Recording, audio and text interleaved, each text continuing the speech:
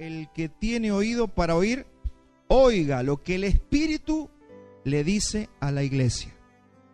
Y la característica de ser iglesia es que Dios habla a su iglesia. No nos habla como elementos aislados, si bien cada uno oye la voz de Dios. Dios le habla a su iglesia. Así que yo puedo estar en mi casa y Dios me puede hablar. ¿Por qué? Porque pertenezco al cuerpo de Cristo, que es la iglesia. ¿Cuántos entendieron eso?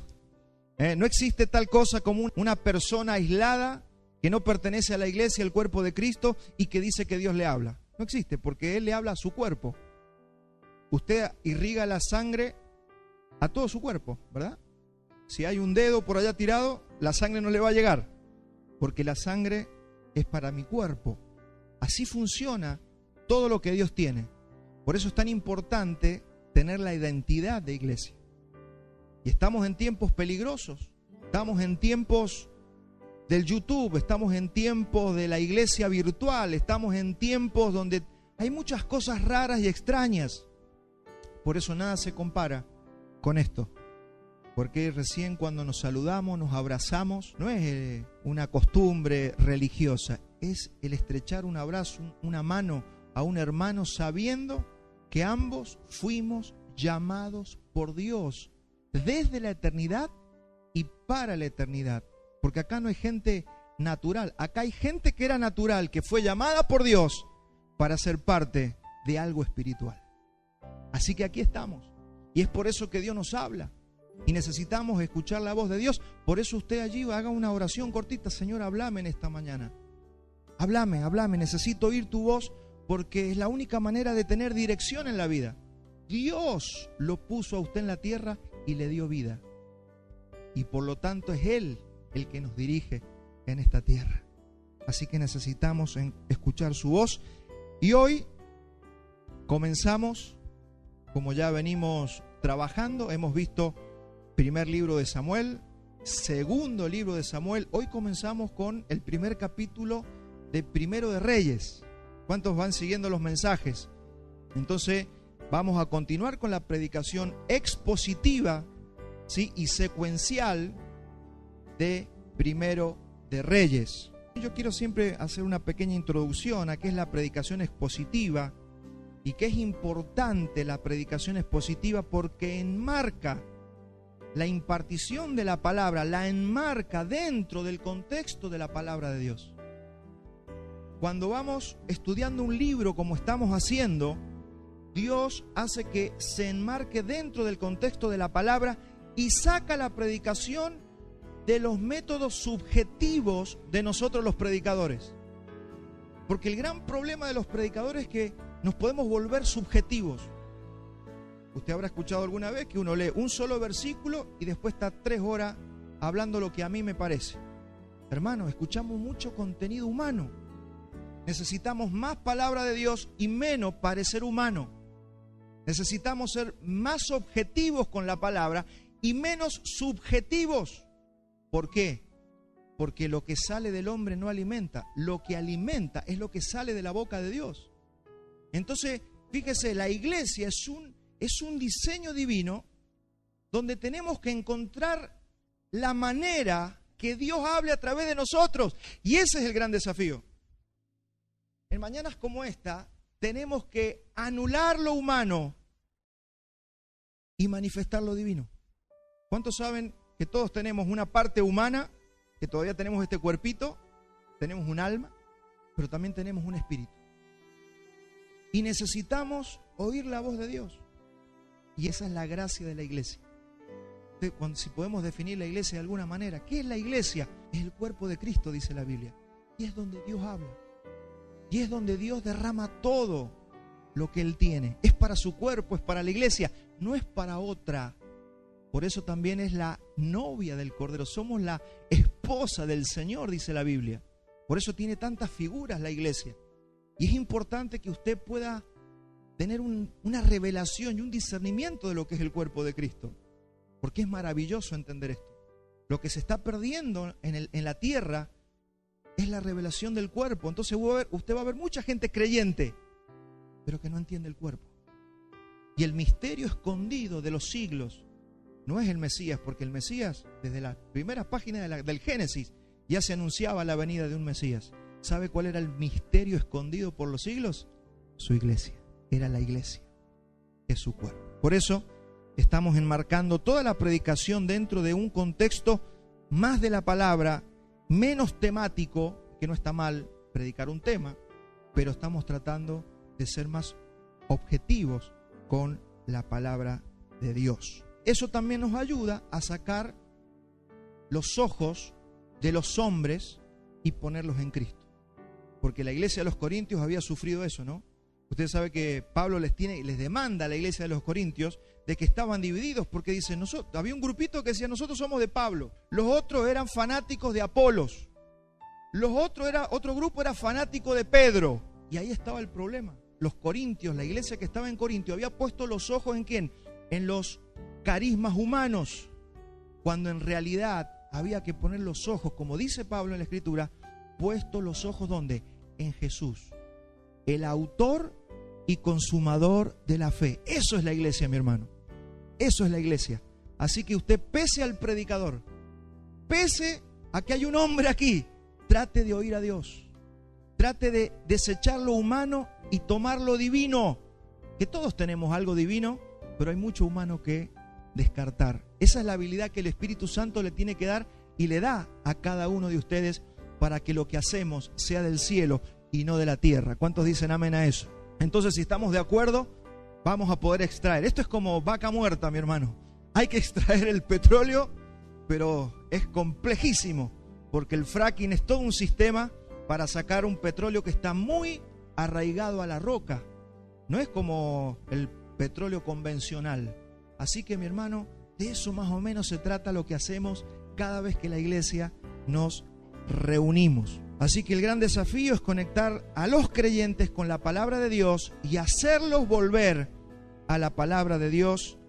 Y es por eso que hoy comenzamos con el libro Primero de Reyes, que yo les tengo que recomendar. Vaya a su casa y lea Primero de Reyes para que cuando usted vuelva el domingo que viene a escuchar la palabra, usted ya tenga un contexto.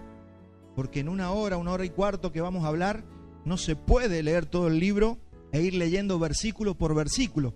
Así que yo también apelo a que los que van a oír en esta mañana el mensaje ya tengan una idea o una noción de lo que dice el libro Primero de Reyes, y si no, yo algunos tips le voy a ir tirando para que se le haga fácil entender el hilo de la predicación, pero usted tiene que oírlo en su casa y usted va a ponerse al día y va a poder entender. Bien, comenzamos. Ya estamos en los días de la vejez de David. David se nos ha puesto viejito. Tiene alrededor de 70 años. Ha reinado durante 40 años en Israel. Dice que ya su cuerpo no lograba calentarse, así que dice la Escritura que le buscaron una concubina para que le hiciera compañía. Era una práctica de aquellos días, aunque dice la Escritura que él nunca la conoció. No tuvo relaciones sexuales con ella, sino que la habían buscado para que lo calentara. Su cuerpo ya estaba en los últimos días. En esos días finales de David, su hijo mayor, Adonías, se autoproclama rey y sucesor del rey David.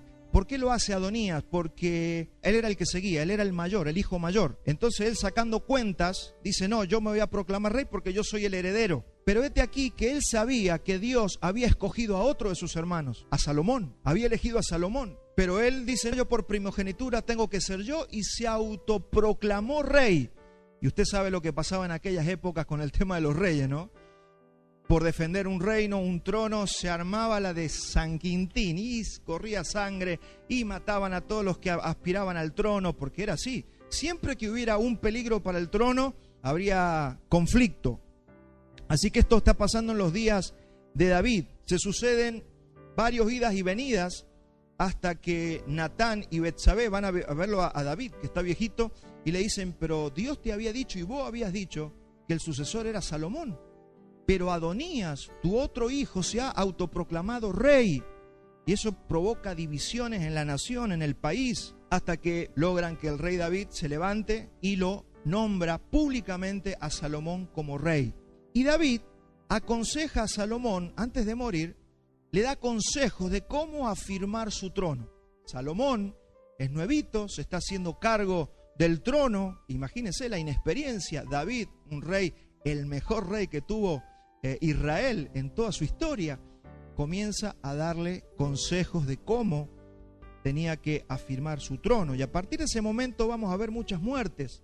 Va a empezar a correr sangre. ¿Por qué? Porque Adonías ya se había proclamado rey y se había llevado algunos sacerdotes, se había llevado algunos generales. Entonces habían quedado denunciados de que no estaban de acuerdo con Salomón. Ellos lo hicieron sabiendo que Salomón era el escogido de Dios. Nada más que ellos, apelando a la primogenitura, quisieron levantar a Adonías. Y aquí vemos a Adonías, a Simei y a Joab, que terminan muertos, y el sacerdote Abiatar termina destituido del sacerdocio. Son los que se habían autoproclamado. Y aunque nosotros vemos este libro y cuando leemos la historia, verdaderamente estas son cosas que pasaron, nosotros tenemos que entender que trayendo esto a nuestros días, estas personas como Adonías, como Joab, como el sacerdote Abiatar, son para nuestros días pensamiento, porque nosotros hoy no tenemos que afirmar nuestro trono, nosotros no estamos en un trono de mármol, reinando ninguna nación. Entonces dice la Escritura que todo lo que se escribió en el Antiguo Testamento se escribió como sombra y figura para que nosotros, los que íbamos a formar la iglesia desde la cruz hasta ahora, tengamos sabiduría, conocimiento y entendimiento de los asuntos espirituales. Entonces, cada vez que nosotros leemos el Antiguo Testamento, tenemos que ver qué nos quiere decir Dios para nuestros días, pero hay que pasarlo por la cruz. Hoy tenemos un formato de vida bajo el nuevo pacto, el Nuevo Testamento. Eso comenzó desde la cruz para nuestros días. Entonces, cuando leemos Antiguo Testamento, tenemos que ir extrayendo por revelación del Espíritu qué nos quiere decir y qué nos quiere mostrar el Señor. Entonces, Adonías, Simei, Joab y Abiatar, los que se autoproclamaron en aquellos días de Salomón, son pensamientos que hoy tenemos que discernir y que tenemos que matar para afirmar, como dice la placa, nuestro llamado y nuestra elección. Son pensamientos que deben morir. Entonces David le dio 5 consejos a Salomón para que afirmara su trono. El primer consejo que le da es que se deshaga de Adonías. Adonías, que fue su hijo que se autoproclamó, es un pensamiento que nosotros, si lo vemos para nuestros días, es el pensamiento de querer ocupar un lugar que Dios no me asignó. Si usted quiere afirmar su llamado, tiene que romper con todo pensamiento que muchos alguna vez tuvimos, de querer ser lo que Dios no me llamó a ser. La Biblia le llama que nadie tenga de sí mismo un concepto mayor que el que tiene que tener. Mire, si Adonías hubiera dicho, Dios no me llamó para ser rey, ¿por qué me voy a proclamar? Si es Salomón, es Salomón. Es la voluntad soberana de Dios. Él no lo entendió. Él se autoproclamó rey. Y David le aconseja a Salomón, tienes que matar ese pensamiento. Tienes que matar eso que se levanta en la mente muchas veces de muchos de nosotros.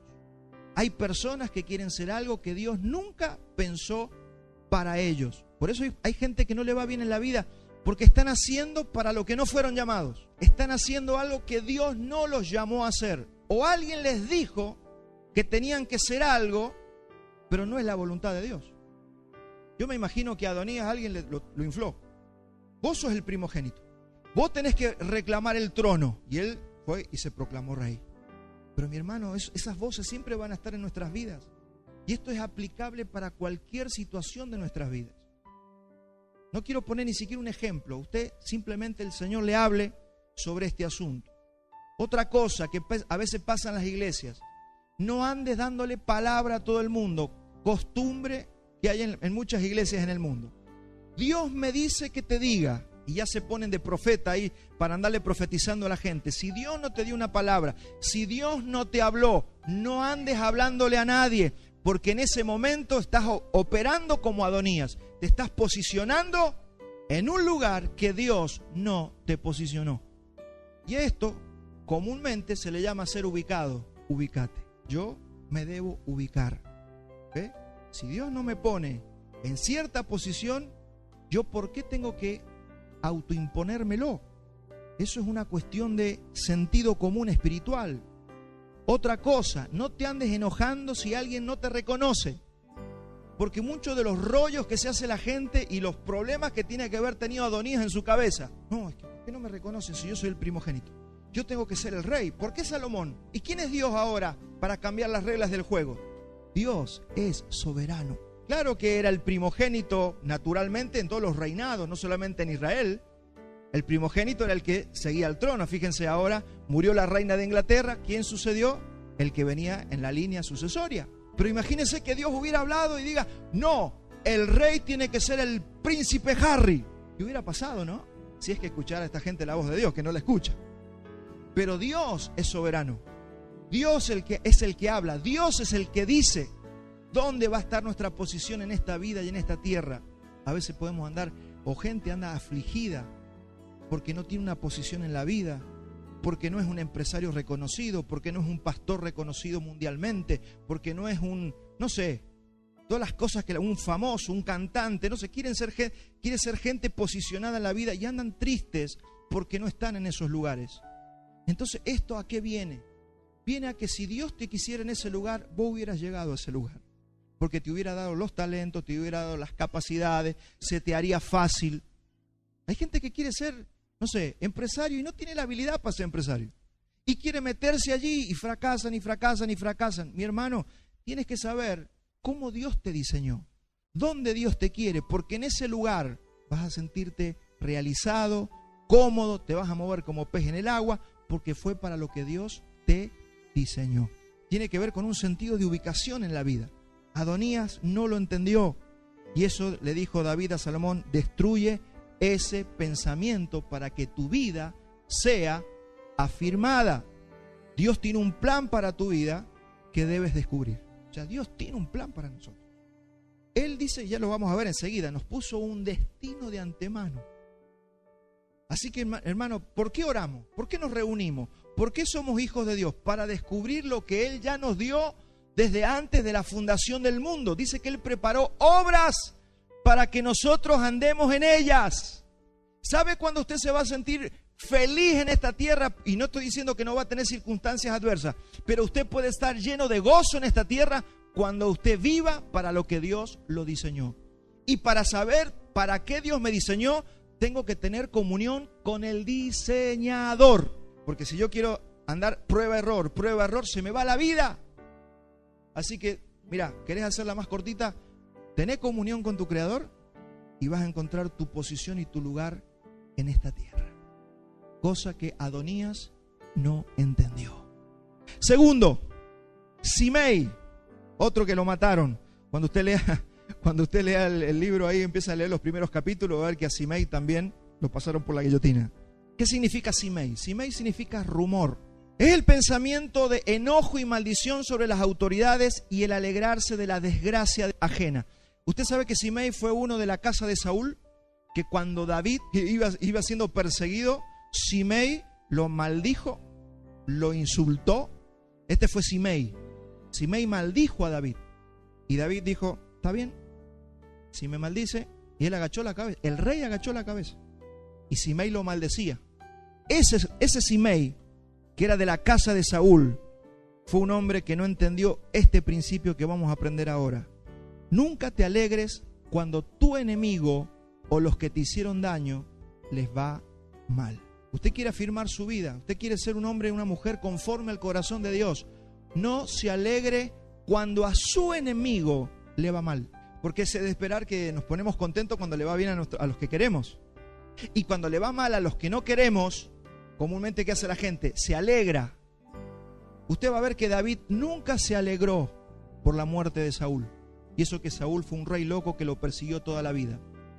Le hizo la vida imposible a David. Sin embargo, cuando murió Saúl, David se acongojó y siempre respetó a aquellos que le hicieron daño. Esto concuerda con las palabras de Jesús, ¿no? Ama a tu enemigo.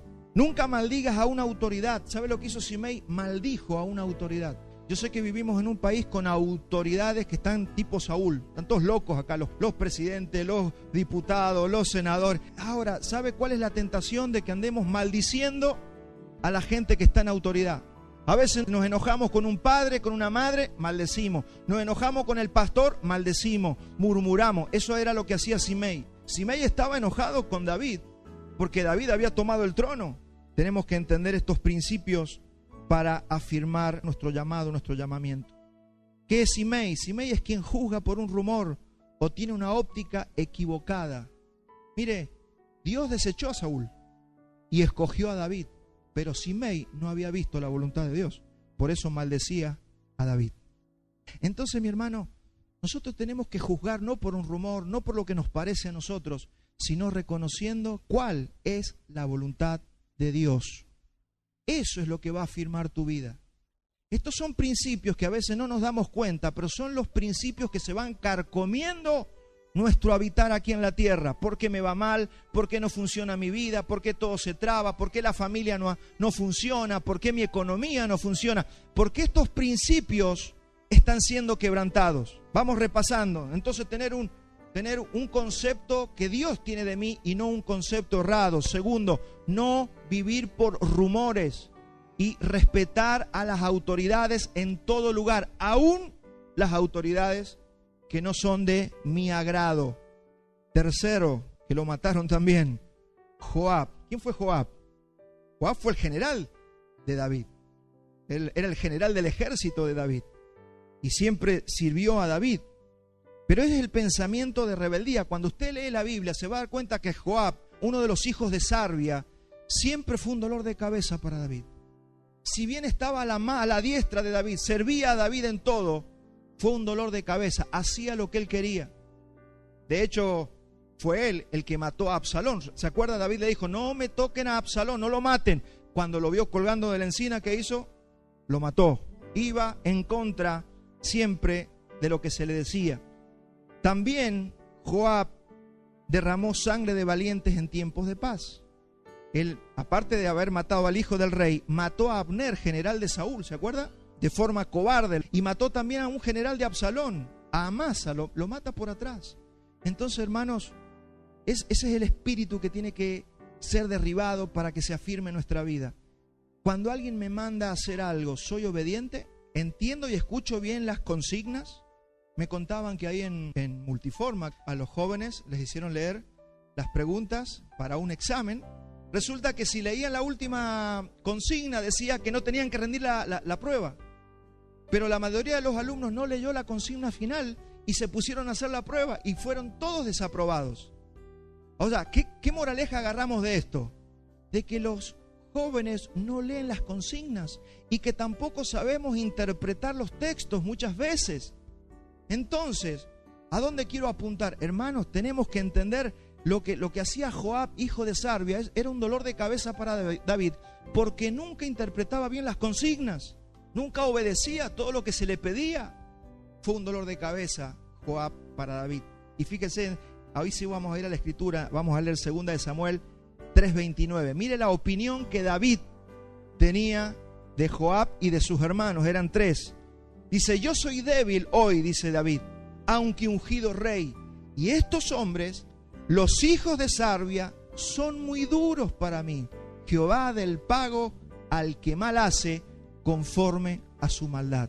Hay que ver cuál es su gestión, hay que ver cómo obedecen, hay que ver si interpretan bien las consignas, hay que ver si tiene el criterio de aquellos que le mandan a hacer una tarea. Usted sirve a alguien seguramente en su trabajo, acá en la iglesia, en algún lugar usted está sirviendo. Servimos en la sociedad. ¿Cómo nosotros interpretamos las consignas? Y muchas veces nuestras vidas terminan mal, como terminó la vida de Joab, porque nosotros no manejamos los principios divinos. Para entender por qué no se afirman nuestras vidas y andan tan endebles. Porque estos hombres todos terminaron mal. Joab, Simei, Adonías, ¿cómo terminaron? Muertos. Y no es que nos vayamos a morir, sino que hoy podemos terminar muertos en el propósito de Dios, no sabiendo para dónde ir, consumiendo oxígeno, comiendo todos los días, yendo a trabajar, pero como dice el dicho criollo, como una bola sin manija, no sabemos para dónde vamos. Y cuando no sabemos para dónde vamos, claro, ahí donde el pecado comienza a tomar gusto, porque no tengo un propósito en la vida, no tengo un norte, no sé a dónde voy. Entonces, ¿mi disfrute cuál es? El pecado. Ahí es donde la gente empieza a derrapar porque no sabe hacia dónde va. Y el propósito en el cual Dios nos ha incluido, amados, es maravilloso. Pero usted tiene que afirmar ese llamado que Dios le hizo. Entonces, David a esta gente los tenía controlados, pero le está diciendo Salomón, yo los controlé, pero vos los vas a tener que matar. Es lo que le estaba diciendo. Vos vas a tener que librarte de esta gente, porque esta gente, yo hace 40 años que los conozco, vienen trabajando conmigo, pero ahora vos vas a tener que limpiarlos y empezar de cero con gente de confianza. Eso es lo que estaba pasando. Cuarto, había un sacerdote, Abiatar, y lo tuvieron que destituir. Usted fíjese, y lo habrá visto en las películas, usted va a ver que los ejércitos se enfrentan con ejércitos y sacan la espada y matan gente, ¿no? Pero a los sacerdotes siempre les perdonaban la vida, porque los sacerdotes son gente sagrada en todas las culturas. Fíjese, ¿cuántos saben que usted y yo somos un reino de sacerdotes? Usted es gente sagrada. Usted es una persona sagrada para Dios. Dios le escogió a usted. Dios le llamó. Usted es parte del cuerpo de Cristo. Así que por eso somos sacerdotes. Pero acá había un sacerdote llamado Abiatar, que cuando Adonías se levantó y se autoproclamó, él se fue con Adonías. Él había servido al rey. Había estado con el rey. Pero cuando hubo una rebelión, se fue con el rebelde. Por eso que le dice David, a este hay que destituirlo, a este hay que sacarlo del sacerdote. No te quedes con Abiatar porque no te fue leal. Y aquí hablamos de lealtad. Acá hablamos de fidelidad, que va a ser el tema central en esta mañana. Ahí vemos lo importante que es la lealtad. Mire, la deslealtad es un cáncer que no debemos soportar en nuestras administraciones. Yo no sé lo que usted administra. Usted puede administrar una familia, usted puede administrar una empresa, usted puede administrar un negocio, usted puede administrar una iglesia, usted puede administrar un país. Sea el lugar en el que usted esté, usted tiene que saber que la deslealtad más mínima no debe ser tolerada. Pastor, pero está muy extremo. Usted sabe que Jesucristo siempre fue extremo en todo lo que habló. Él puede soportar tu pecado, Él no va a soportar tu deslealtad, nuestra deslealtad hacia Él. Por eso la palabra lealtad hay que estudiarla y hay que entenderla en profundidad. Los desleales traen mucho dolor en cualquier administración. ¿Sabe lo que es tener un empleado desleal? Que lo tenés trabajando todos los días en tu negocio, en tu empresa, y te está carcomiendo como un cáncer, roba, miente, te deja mal frente a los clientes. ¿Se imagina tener una persona desleal en la plantilla de empleados? ¿Sabe lo que es tener un desleal en la iglesia? Que nunca está conforme, que siempre está descontento, que siempre está viendo que es mejor otro lado. Hermano, la deslealtad es pan corriente en estos tiempos, porque el hombre se ha vuelto desleal. Además, Abiatar era descendiente de Elí y había una sentencia. ¿Se acuerda de Elí? Cuando vimos primero el primer libro de Samuel, en la sentencia de Dios había dicho, nunca van a llegar a la vejez los descendientes de Elí, por cuanto fueron malos en el sacerdocio, por cuanto permitieron el pecado dentro del templo, cuando hicieron todo mal. Por eso hubo una sentencia, no llegarán a la vejez. Y fíjese cómo la palabra que Dios sentencia se cumple. Y punto número 5, no todo es negativo. El punto número 5 le dijo a Salomón que hiciera misericordia con los hijos de Barzilai, Galadita, y con Barzilai mismo. Cuando David tuvo que huir por causa de Absalón, dice que apareció un hombre y le llevó provisiones, y cuando volvió de su destierro David, dice que este hombre lo estaba esperando, un hombre de 80 años. ¿Y cuál es el consejo de David a Salomón? Este hombre me hizo misericordia, fue útil para mí, quiero que le hagas misericordia a él y a sus hijos, que coman a tu mesa. Entonces, otra cosa que no se nos puede escapar si queremos afirmar nuestro llamamiento es ser agradecidos con aquellos que nos dieron una mano cuando nadie estaba a nuestro lado. Siempre acuérdate de aquellos que te dieron una mano. No, en otras palabras, no seas desagradecido. Sé agradecido siempre. Con lo más pequeño que puedas, con un reconocimiento, con un abrazo, con una palabra. Yo me encuentro a veces con gente que me predicó hace 25 años. Le digo, vos me predicaste hace 25 años. Honro a esas personas. Hay que honrar a la gente, hermanos. Hay que acordarse de aquellos que te dieron una mano cuando no tenías trabajo, cuando alguien, no sé, te llevó una bolsa de mercadería a tu casa. Acordate siempre de la gente que te dio una mano, siempre. Y sea agradecido. Y eso fue lo que le enseñó David a Salomón. Sé agradecido con Él, porque Él ha sido bueno conmigo. Entonces así le aconsejó David a Salomón afirmar su trono, su gestión y su llamado. Y como le dije recién, está la parte de la letra, está la parte histórica que teníamos que poner como fundamento, pero ahora lo vamos a pasar por la cruz y lo vamos a traer a nuestros días. ¿Cómo nosotros afirmamos nuestro llamamiento? ¿Cómo hacemos nosotros para afirmar nuestra elección? Nosotros hoy entendemos que fuimos llamados por Dios bajo este nuevo pacto. Tenemos que afirmar nuestras vidas porque hay muchos creyentes que no están afirmados. Hay muchos creyentes que no dominan su vida, que no reinan en sus propias vidas, porque estos principios están siendo quebrados, porque no son agradecidos, porque permiten deslealtades o son desleales, porque no tienen el concepto de sí mismo que deben tener, sino que lo tienen mayor. Todas esas cosas te desequilibran, mi hermano, y te traen tristeza, y siempre te van a andar haciendo que andes ahí depresivo. ¿Por qué? Porque no le encontrás sentido a la vida. Entonces, mi hermano, confíe que Dios lo va a posicionar en la vida. Confía, descansá. No te posiciones. Respetá las autoridades siempre. No juzgues por rumores. Sé confiable a quien te delegue algo. Si alguien te mandó a hacer algo, hacelo excelente. Sé leal para tu pastor, para tu familia, para tu iglesia. Sé leal a tu país. Vamos a ser leales a nuestro país, a nuestra provincia. Amemos nuestra provincia, amemos nuestra tierra. Amemos lo que el Señor nos ha dado y sea agradecido con aquellos que le tendieron una mano alguna vez. Así que así se va a afirmar nuestro llamado. Nosotros tenemos que entender esto que es una realidad, que nosotros, todos los que estamos aquí, si estamos aquí es porque fuimos llamados y escogidos por Dios. Usted no está aquí porque alguien lo invitó. Usted no está aquí porque iba pasando, vio luz y se metió a ver qué estábamos hablando. No, Dios te trajo, Dios te mueve. Así pasa con todos nosotros. Necesitamos estar reunidos con el cuerpo de Cristo. Entonces, cuando nosotros entendemos que fuimos llamados por Dios, muchos que son creyentes ahora lamentablemente no tienen esa seguridad de que fueron llamados y escogidos porque no se han establecido. Y ese es mi objetivo con la palabra en esta mañana, que como hijo de Dios, como llamado y escogido de Dios, seas establecido, sea afirmado tu llamamiento en el Señor. Pablo lo explica en Efesios para que usted vea que esto no es algo que yo me inventé. Vamos a leer Efesios 1:3. Mire lo que dice.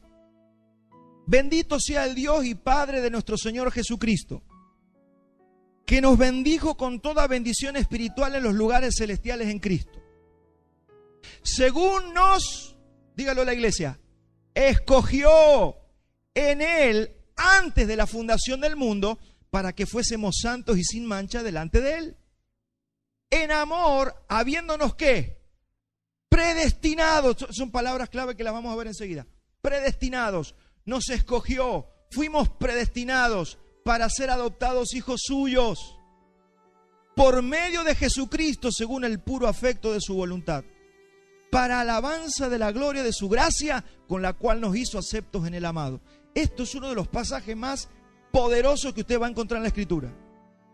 Porque está hablando de vos, está hablando de cómo Dios te escogió, de cómo Dios te puso un destino de antemano. Esto va a traer seguridad, esto va a afirmar tu vida en la tierra.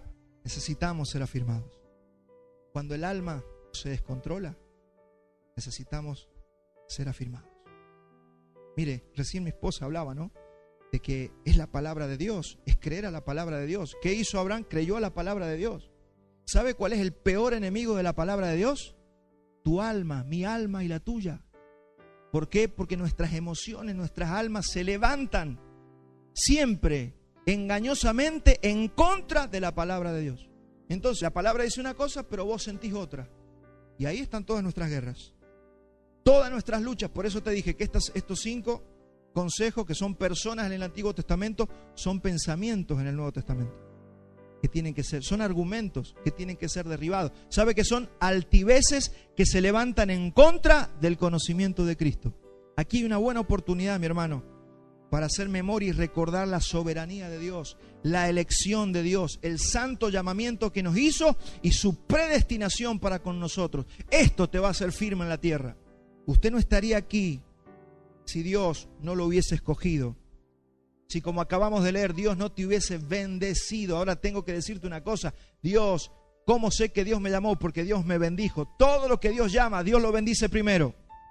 Por eso acabamos de leer lo que dice: y los bendijo Dios con toda bendición espiritual en los lugares celestiales en Cristo. La pregunta que te quiero hacer en esta mañana: ¿te sabes bendecido? ¿O todavía andas, que alguien me bendiga, pastor me bendice, oh, hermano puede bendecirme? O andamos bendiciéndolo, Dios te bendiga, Dios te bendiga. Cuando yo le digo a ella, Dios te bendiga, le estoy diciendo, Dios no te ha bendecido.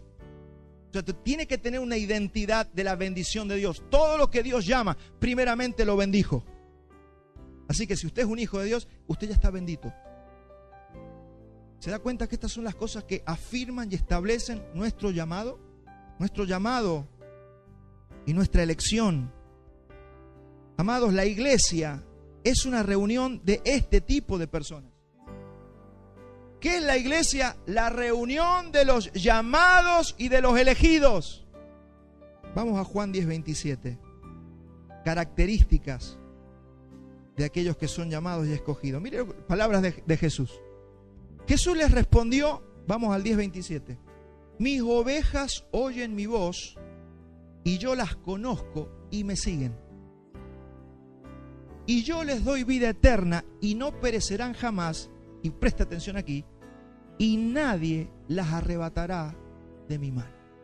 Mi Padre que me las dio es mayor que todos y nadie las puede arrebatar de la mano de mi Padre.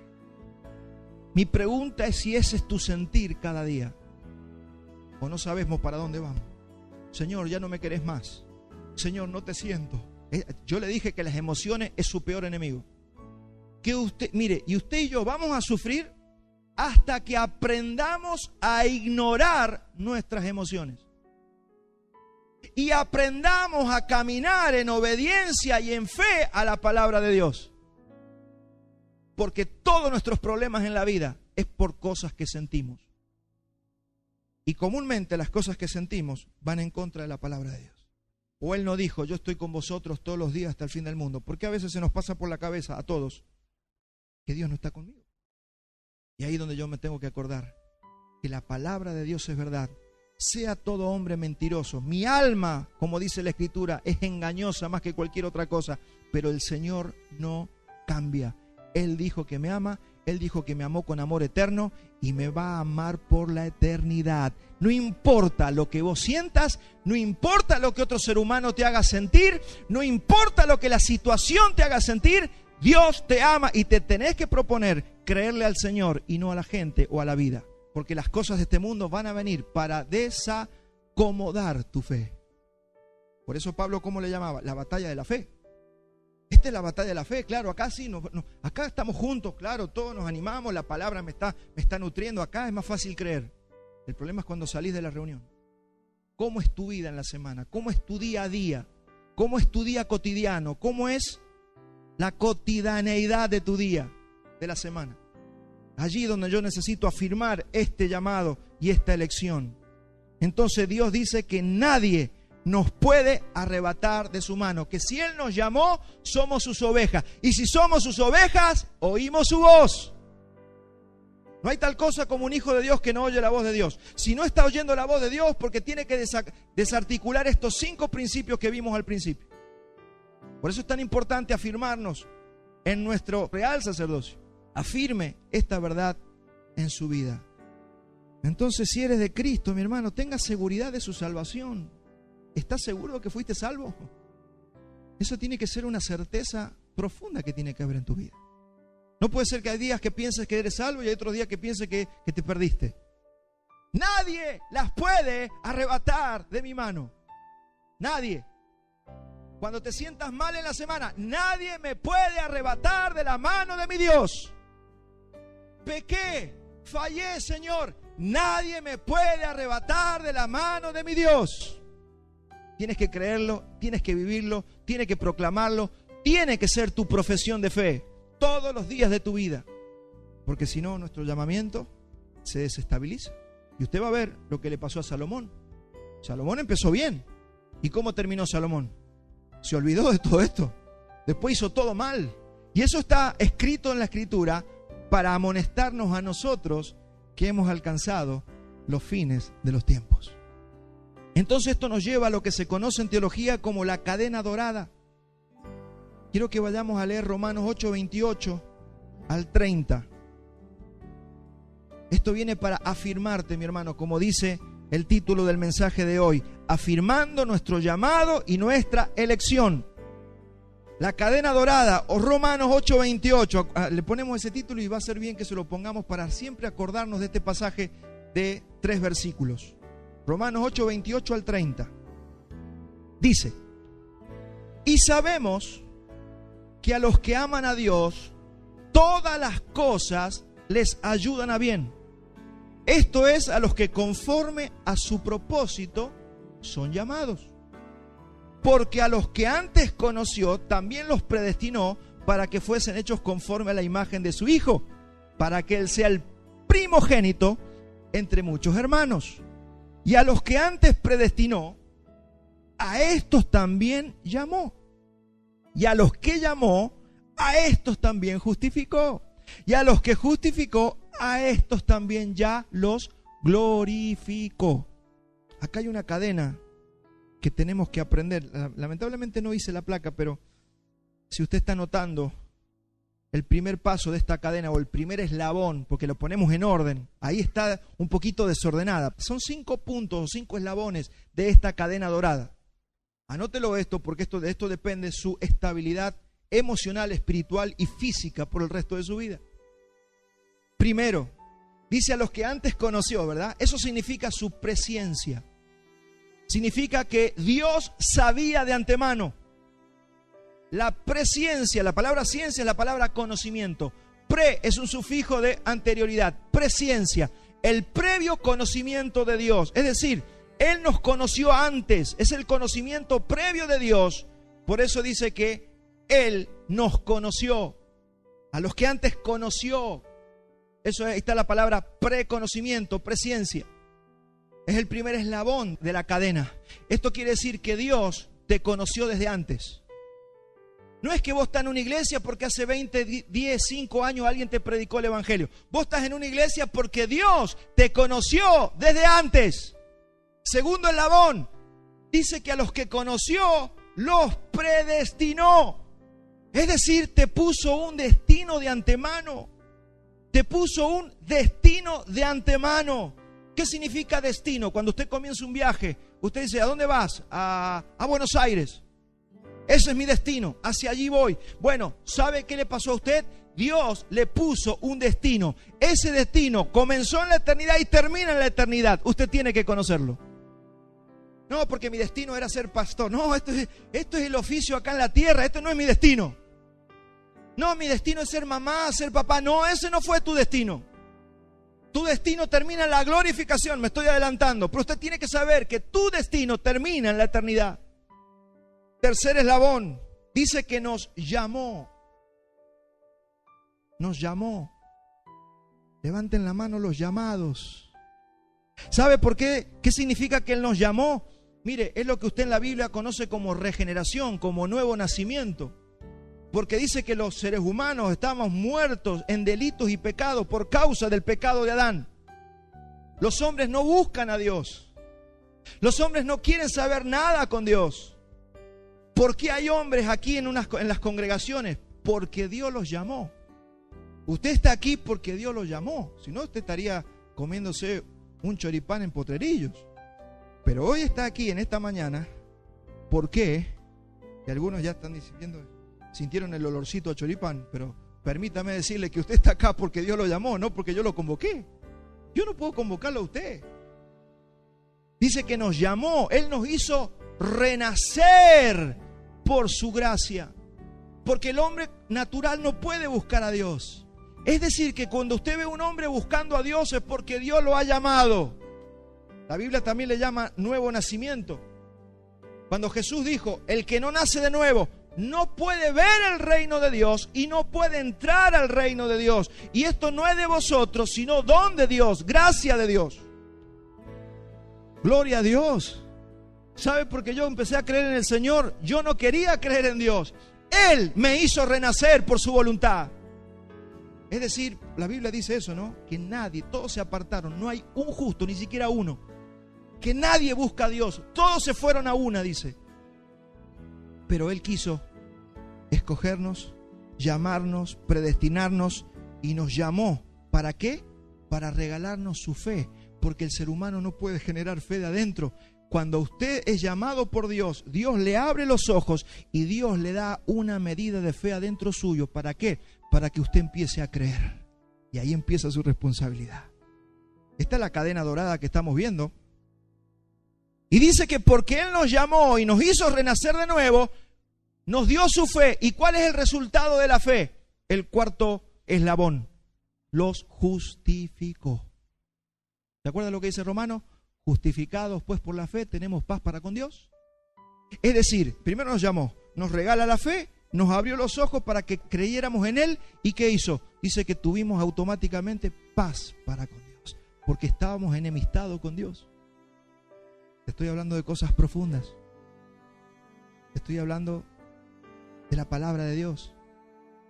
Si usted dice, no estoy entendiendo todo, bueno, en esto es lo que usted tiene. Mire, más que venga alguien y diga, oh, Dios te quiere dar, no sé qué, un palacio, no sé qué, sálgase de eso, porque eso no es el Evangelio. El Evangelio es esto, mi hermano. El Evangelio es entender qué pasó en la cruz. El Evangelio es entender la palabra de Dios y estar en comunión con nuestro Creador.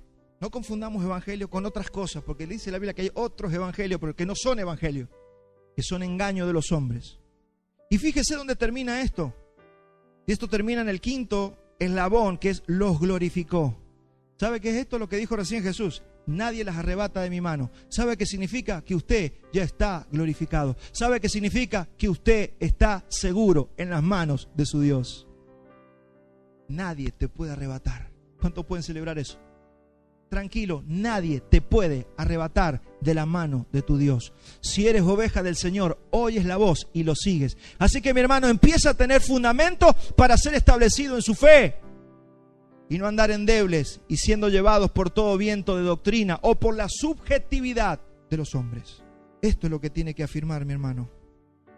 Y para esto quiero hablarte de 2 de los 5 puntos que dijimos al principio, que tiene que ver con fidelidad y con lealtad. Así que no empiece a buscar a estos Abiatar y no los busque afuera suyo, están adentro suyo. La deslealtad puede estar dentro mío. El creerme algo que no soy está dentro mío. Son pensamientos que tengo que derribar para que yo sea firmado en este supremo llamamiento y yo pueda permanecer. Porque esto no se trata de 1, 5 o 10 años. Esto se trata todos los días de tu vida mientras estés en la tierra. Mientras estés en la tierra, tienes que mantenerte firme hasta el fin. Tienes que ser fiel. Por eso, ¿cómo se le llama a la gente que va a las iglesias? Los feligreses. ¿Cómo le llaman? Los fieles. Porque Dios se codea con fieles. Dígalo conmigo. Dios se codea con fieles. Dios no se codea con infieles. Así que Joab, Abiatar, Simei y Adonías caracterizan la infidelidad y la deslealtad que tenemos que hacer morir dentro de nosotros. Si eso está en nosotros, nosotros nunca vamos a entender, no vamos a tener el norte de Dios y no vamos a saber hacia dónde ir en esta tierra. El Evangelio está diseñado para gente fiel. ¿Qué es fidelidad? Usted sabe que estamos hablando de los rasgos de carácter de Cristo, ¿verdad? Hemos hablado hasta de 60 rasgos de carácter de Cristo. La fidelidad viene siendo la piedra angular de todo el carácter. La fidelidad es la piedra angular. ¿Qué es la piedra angular? Es la primera piedra que se pone para poder empezar las medidas cuando alguien va a hacer una edificación. La piedra angular es la piedra referente. Así que tu fidelidad es el referente de cómo tú eres. Si usted es fiel o es infiel, eso a mí me da una referencia de cómo va a ser todo lo demás en su vida. Por eso es tan importante entender fidelidad. ¿Quién es el primer fiel? Cristo es fiel. Vamos a la escritura, Apocalipsis 19:11, poniendo las bases. Entonces vi el cielo abierto y he aquí un caballo blanco, y el que lo montaba se llamaba Fiel y Verdadero, y con justicia juzga y pelea. Esta es una visión de Cristo antes de venir a la tierra en su segunda venida. ¿Cuántos saben que Cristo vuelve a la tierra? Hace 3000 años atrás todos decían, no, que va a venir un Mesías. Estos judíos que andan diciendo que viene un Mesías. Y el Mesías vino, murió en la cruz y resucitó al tercer día. Hoy la gente dice, no, que va a volver el Jesucristo, que va a volver. Yo te voy a decir una cosa, que para eso fuimos constituidos predicadores. Jesucristo vuelve a la tierra a gobernar las naciones de la tierra y a tomar el trono sobre la tierra. Eso es lo que espera todo cristiano en este mundo. Esto no va a quedar en las manos de Biden, de Donald Trump, de Fernández, de Putin, de ninguno de los reyes de la tierra. El Rey de Reyes y Señor de Señores viene a la tierra y va a tomar el trono. Y dice que sus santos reinaremos con él. Así que anda firmando tu vida, tu santo llamamiento y tu elección. Vamos a Apocalipsis 17:14. ¿Cómo tienen que ser los que caminan con el fiel? Es decir, con Cristo. Dice, y pelearán contra el Cordero, y el Cordero los vencerá, porque Él es Señor de señores y Rey de reyes, y los que están con Él, ¿cómo son llamados? Elegidos y fieles. No está cualquiera con Cristo. Esto no es como dicen por ahí, bueno, todo el mundo es hijo de Dios. No, todo el mundo es criatura de Dios. Solamente aquellos que Él llamó y que creyeron en Él, se les dio la potestad de ser llamados como hijos de Dios. Así que esto es para que vayas encaminando y viendo el norte de tu supremo llamamiento. Porque esto no se trata de ir a la iglesia todos los domingos. Esto se trata de cómo estás direccionado en tu vida, porque la vida cristiana no transcurre dentro de un salón un día domingo. La vida cristiana transcurre todo el tiempo, las 24 horas del día. Cómo vives en tu casa, cómo vives en tu trabajo, cómo vives en la escuela, cómo vives en la universidad, cómo vives en tu barrio, cómo vives en el colectivo, cómo viajas, cómo todo. Allí está tu cristianismo. Entonces dice que Él es fiel y los que están con Él son fieles y elegidos. Es decir, Dios solamente camina con gente fiel. Salmo 101:6. ¿Cuántos quieren que Dios pose los ojos sobre nosotros? Mire lo que dice: mis ojos pondré en los fieles de la tierra para que estén conmigo. El que ande en el camino de la perfección, este me servirá. Así que Dios no tiene nada que ver con los infieles. Si yo soy infiel a mi esposa, Dios no tiene nada que ver conmigo. Si yo soy infiel a mi país, si yo soy infiel en el trabajo, si yo soy infiel con mis amigos, si yo soy un traicionero, soy un desleal, si yo ando hablando mal de mi amigo, por atrás, por su espalda, Dios no tiene nada que ver con los infieles y con los chismosos. Así que Dios pondrá sus ojos sobre los fieles de la tierra para que estén conmigo, dice el Señor. Así que, mi hermano, si usted quiere afirmar su supremo llamamiento, empieza a trabajar su fidelidad o el rasgo del carácter de la fidelidad en su propia vida. En el nuevo pacto, usted no puede servir a Dios si no es fiel. Yo sí, no voy a hacer la pregunta, pero cada vez que digo, ¿cuántos quieren servir al Señor? Todos levantan la mano. Todos quieren servir al Señor. Yo te voy a decir ahora, y fíjese, según ya nos metemos en las cartas de Pablo en el Nuevo Testamento, cómo es que tienen que ser aquellos que sirven al Señor. Vamos a 1 Timoteo 3:11. Las mujeres asimismo sean honestas, no calumniadoras, sino sobrias, fieles en todo. Para los varones, ¿qué le dice? Lo que has oído de mí ante muchos testigos, encarga a hombres fieles que sean idóneos para enseñar también a otros. ¿A quién le podemos encargar la encomienda del Evangelio? A hombres fieles. No podemos encargarle algo a los infieles. Usted va a ver que esto le va a tocar de cerca a usted, porque usted va a empezar a entender, y esto le va a traer discernimiento para saber con quién caminar, enyuntarse en la vida y con quién no. Porque uno de los grandes problemas que tenemos en la vida es que nos enyuntamos con gente que después termina siendo infiel, que después traiciona, que después se da vuelta. Esa es la característica de los hombres, lo dice la Escritura. En los postreros tiempos vendrán hombres amadores de sí mismos, tiempos peligrosos. Pero dice que nosotros tenemos la palabra que es lumbrera a nuestro camino. ¿Cómo usted va a poder elegir pareja? ¿Cómo usted va a poder elegir un empleado? ¿Cómo usted va a poder elegir un amigo? Si no tiene discernimiento, va a estar prueba y error toda la vida. Ahora, cuando hablamos de fieles, ¿de qué estamos hablando? ¿De gente perfecta? No.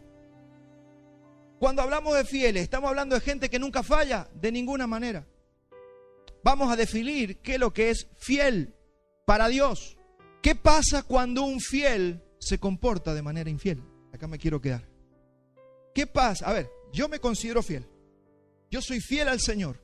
amo al Señor, he caminado mucho tiempo con el Señor, de repente tengo un comportamiento infiel para con mi Dios.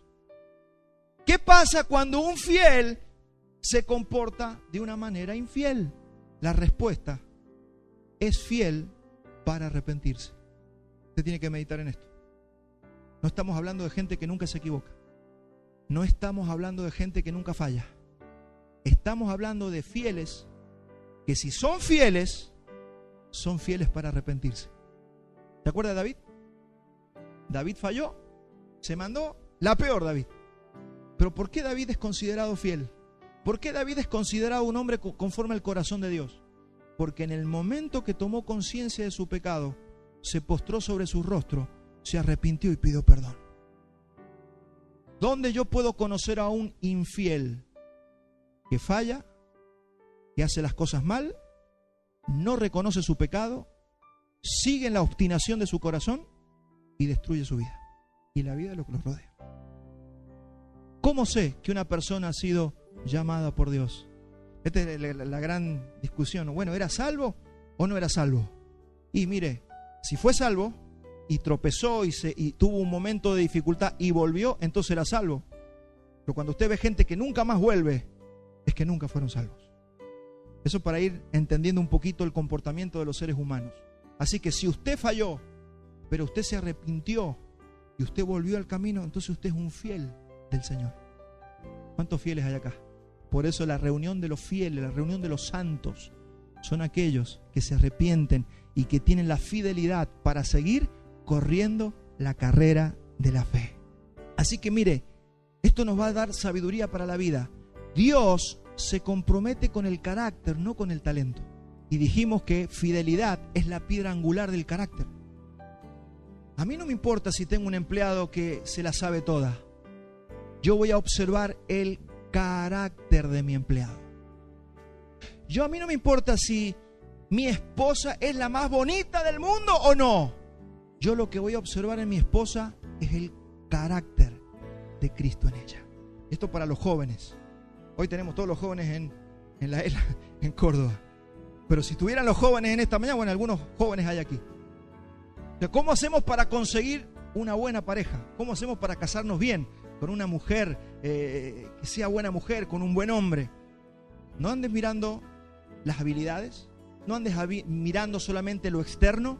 Lo primero que tienes que buscar es su carácter de fidelidad a Dios. A mí, ¿qué me gustó de mi esposa? Antes de verla, a mí me gustó, obvio, en su aspecto, en su cuerpo, en su rostro, todo. Pero lo primero que yo vi en mi esposa es su amor y su fidelidad a Dios. Lo primero que tiene que hacer un joven para buscar pareja y casarse es ver que su pareja, con la que va a formar una yunta para toda la vida, es que esa otra persona ame a Dios y le sea fiel a Dios por sobre mí. O sea, ¿cuál es la idea? Que ella le sea más fiel a Dios que a mí. ¿Cuál es la idea para que nos llevemos bien? Que yo le sea más fiel a Dios que a ella. Porque si yo le soy fiel a Dios, yo la voy a respetar. Y si ella le es fiel a Dios, me va a respetar a mí. ¿Va entendiendo un poquito lo que es la fidelidad? Fidelidad es la piedra angular del carácter. Por favor, mi hermano, dejemos de estar buscando las habilidades, los talentos, la hermosura de las personas. Vamos a buscar la piedra angular. Si yo voy a tener un empleado, y bueno, tenemos todos algunos mecanismos, ¿no? Para que el empleado lo tenemos 3 meses de prueba, podemos conocerlo tal vez de antes de hacerle la entrevista laboral. ¿Cómo yo voy a saber que ese va a ser un buen empleado? Porque es una persona fiel a Dios, no fiel al patrón. El patrón le dice, quiero que mientas y que robes, y esa es fidelidad al hombre. Yo estoy hablando de la fidelidad a Dios.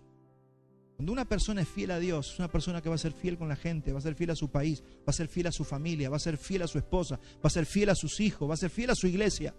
Si eres talentoso, pero tu carácter carece de piedra angular, entonces usted y yo no podemos caminar con el Señor. Oh, qué bien que predica, pero es infiel. No sirve. Oh, qué tremendo cómo canta. Es infiel. No sirve. Vamos a ver, y acá están todos los mecanismos que el Señor nos da para saber cómo discernir a las personas. Así que mi hermano, nunca se case con una persona por su capacidad, por su talento, por su dinero, por su personalidad.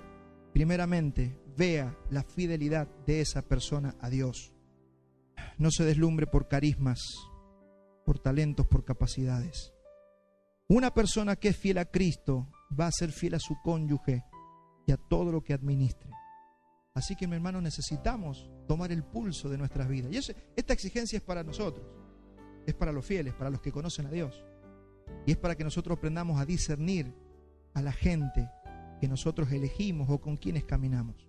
El Señor Jesucristo nos da algunas maneras de discernir a las personas. Vamos a ir a Lucas 16:10, porque también vamos a trabajar con gente. Los que predicamos el Evangelio discipulamos gente.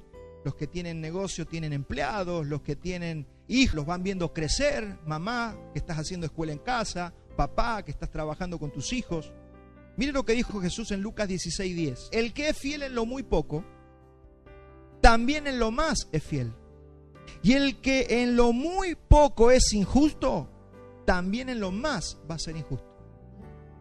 Así que, hermanos, tenemos maneras de poder ir viendo cómo está la fidelidad de una persona. Dice que si le damos una tarea pequeña y es fiel en esa tarea pequeña, lo podemos promover. Y Dios trabaja así con nosotros. Dios trabaja de esa manera. Si Él nos ha confiado una familia, si Él nos ha confiado hijos, si Él nos ha confiado una esposa, si nos ha confiado un esposo, si nos ha confiado una congregación, una iglesia, Dios dice, sé fiel en lo poco, entonces vas a poder ir creciendo en tu administración y te voy a poner sobre mucho. Pero no puedes pretender, no seas como Adonías, que quiere ser el rey de Israel, cuando en realidad eres un infiel porque no conocía la voluntad de Dios. Entonces debemos, en otras palabras, ubiquémonos.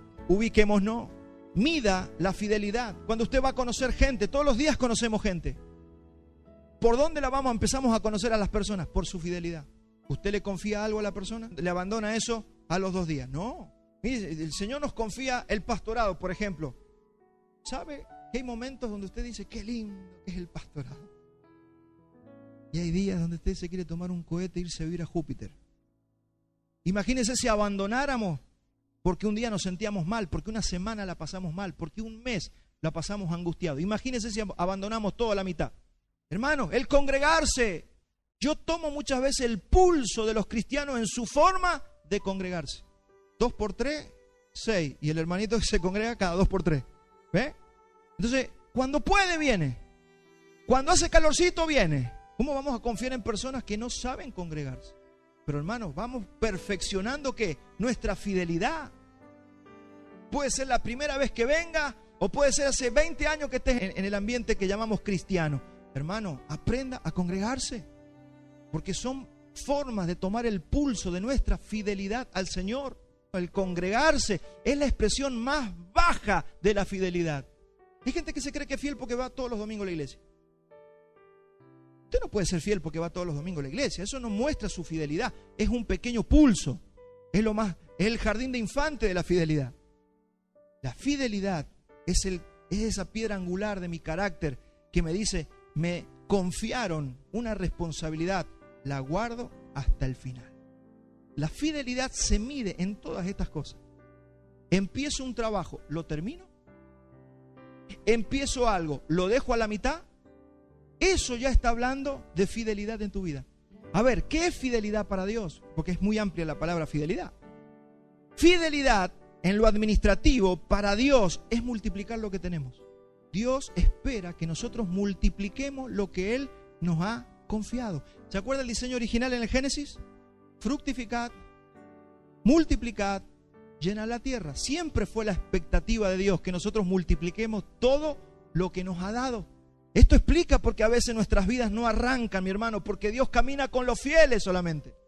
En la parábola de los talentos, dice que a uno le dio 10 talentos, a otro le dio 5 y a otro le dio 1. Y les dijo, trabajen con los talentos que yo les doy. La Biblia habla en esa parábola de la ley del capital. Dios le da un capital a cada hombre. Dios nos dio un capital, algo nos dio para que nosotros multipliquemos. Póngase a pensar todo lo que Dios le ha dado a usted. ¿Cómo es nuestro comportamiento con esto que el Señor nos ha dado? En otras palabras, mi hermano, lo que Dios nos da tiene que aumentar. Tiene que aumentar. La pregunta es, ¿está aumentando? ¿Qué me dio el Señor? Me dio un cerebro, me dio capacidades, me dio talentos, me dio dones, me dio fe. ¿Tengo la misma fe que hace 10 años, hace 20 años atrás? ¿Endeble? ¿Y cualquier viento me lleva? ¿O he crecido en la fe? ¿Cómo está tu fe? ¿Qué es lo primero que Dios te da para empezar a hacer crecer y a multiplicar? Si es así, si estás multiplicando lo que Dios te dio, y piénselo esto en todos los órdenes de la vida, entonces usted está siendo fiel. Si no está multiplicando lo que Dios le dio, usted está siendo infiel, porque Dios mide también fidelidad por la multiplicación de lo que nos ha dado. Esto tiene que ver con el uso y el desuso, y acá nos estamos metiendo en un entrenamiento básicamente de saber cómo yo tengo que hacer para que Dios vea que yo soy una persona fiel. Yo no tengo que esperar que Dios me dé grandes responsabilidades. Te puede haber dado una responsabilidad pequeñita. ¿Cómo la estás desarrollando? Todo lo que usted usa aumenta. Todo lo que usted no usa disminuye. Los que han estudiado idioma alguna vez sabrán, ¿no? Los que estudiamos inglés hace 20 años y no abrimos nunca más un libro de inglés. ¿Cómo está su inglés? Se olvidó todo. Porque todo lo que no uso disminuye. Estos son principios para nuestra vida. Aprenda piano y deje de practicar por 20 años. Yo a los 10 años aprendí guitarra. Ahora quiero agarrar una guitarra y me duelen los dedos. Claro, pues 20 años, 25, 30 sin agarrar la guitarra. Todo lo que uno no usa disminuye. ¿Cuántos les pusieron un yeso alguna vez? Tenga el brazo 3 meses en un yeso. ¿Qué pasó con su musculatura? Disminuyó.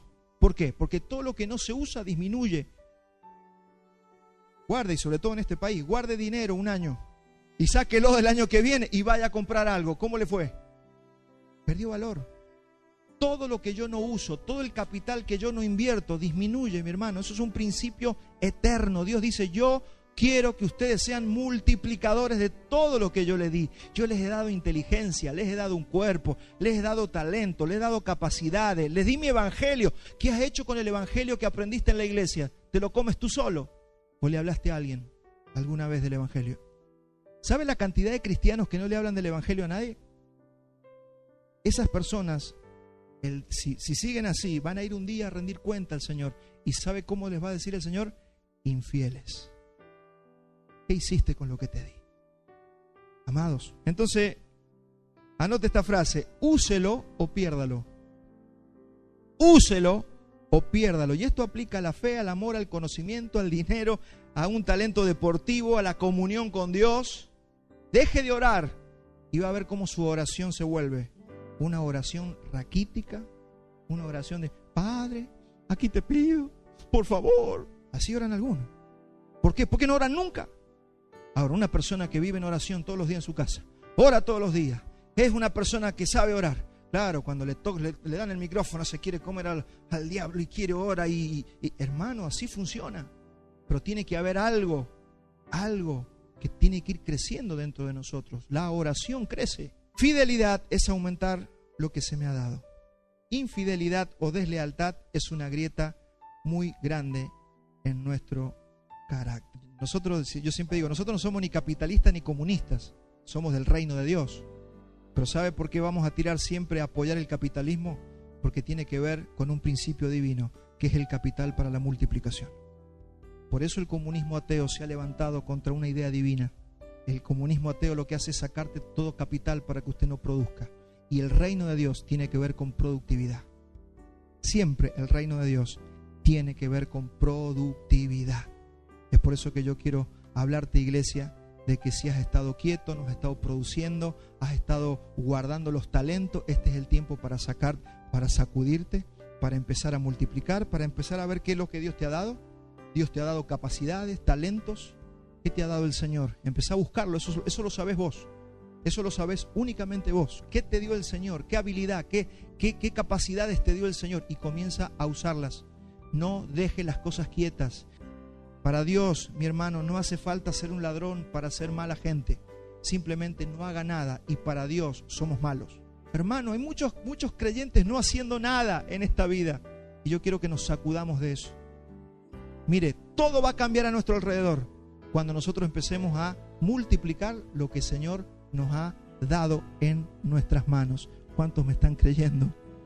¿Por dónde empiezo? ¿Por dónde se empieza, pastor? A ver, deme una puntita. ¿Por dónde se empieza? Porque tengo muchas cosas que usted ha dicho, pero ¿por dónde empiezo? Se empieza por acá, mire. Seamos fieles, y esto lo enseña Jesús, seamos fieles en lo de otro primero. Pero yo no veo un talento, yo no tengo un negocio, no tengo una empresa. ¿Cómo puedo ser fiel? Mire, vamos a ser fieles en lo de otros. El Señor te va a probar con cómo eres de fiel para con otras personas. Cuando Dios quiere confiarte algo, primero va a ver cómo vos administrás lo de otra gente. Lucas 16:12. Este es un principio, anótelo, no lo va a emocionar esto a usted. Pero mire lo que dice: si en lo ajeno no fuiste fieles, ¿quién os dará lo que es vuestro? Es un principio eterno. Así que si usted dice, bueno, yo quiero ser fiel para Dios, busque dónde ser fiel. Empiece por su esposa, por su esposo.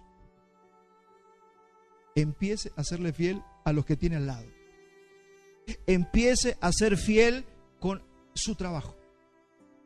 Usted tiene un empleo. Todavía usted sabe que un día va a tener su negocio, su empresa, su profesión. Hoy le toca ser empleado. Sea fiel en su trabajo. Si usted quiere que Dios lo vea confiable, busque algo de alguien y sea fiel para con esa persona. Si usted quiere liderar algo para Dios, primero sea un buen dirigido. Déjese dirigir. No sea el rebelde güey. Déjese dirigir por Dios. Si quiere ser pastor, sea fiel con otro pastor primero y con otro ministerio.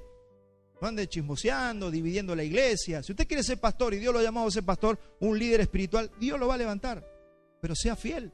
Sea fiel en su iglesia. ¿Usted tiene una iglesia para ser fiel o no? ¿Tiene hermanos para serle fieles?